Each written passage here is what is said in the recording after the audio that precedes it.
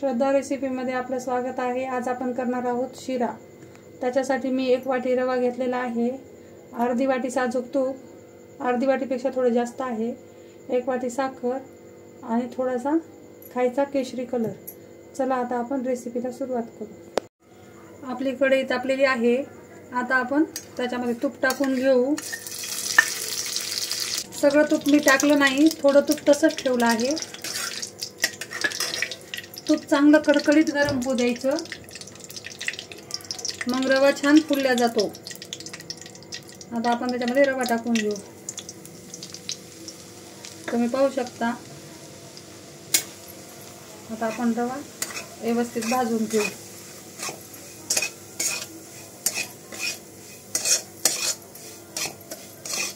रवा भाजते वेळेस गॅस कमीच ठेवायचा आहे।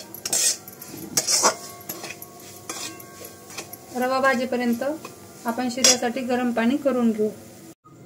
मी गरम पाणी करायला ठेवलं आहे, ह्या पाण्याला आपण चांगली उकळी येऊ देऊ। आपला रवा जवळपास भाजत आलेला आहे, तुम्ही पाहू शकता। आपण याला आणखीन 5 मिनिटं भाजणार आहोत।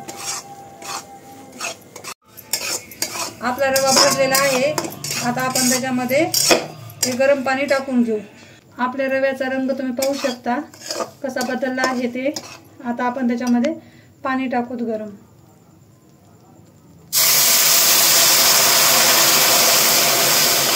एका वाटीसाठी मी 3 वाटी पाणी टाकलेलं आहे।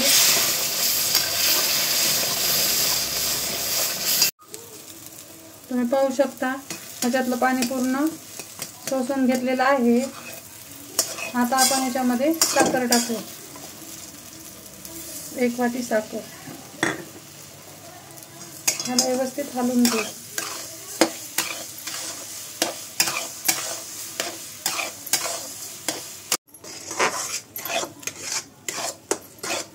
साखर पूर्ण विरघळली आहे, आता आपण ह्याला व्यवस्थित गरम होऊ देऊ। ह्याच्यामध्ये आपण थोडासा किंचित केशरी कलर टाकून घेऊ। हे खायचं आहे।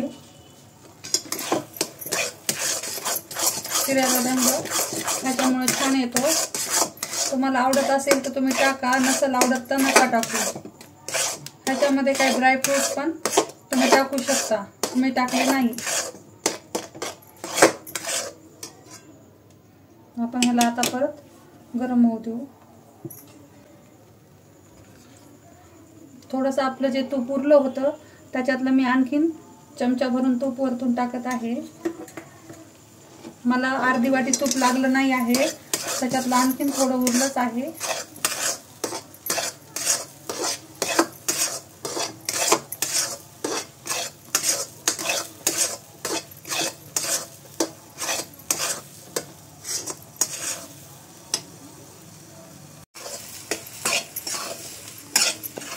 तुम्ही पाहू शकता आपला शिरा किती छान झालेला आहे, एकदम मऊ लुसलुशीत। त्याला तूप पण छान सुटलेलं आहे। रवा जर तुम्ही व्यवस्थित भाजला की त्याला तूप छान सुटतंय।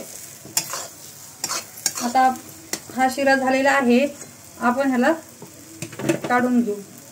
आपला शिरा झाला आहे, तुम्ही पाहू शकता। तुम्हाला जर माझा व्हिडिओ आवडला असेल तर माझ्या व्हिडिओला लाईक करा, शेअर करा आणि माझ्या चॅनलला सबस्क्राईब करा। धन्यवाद।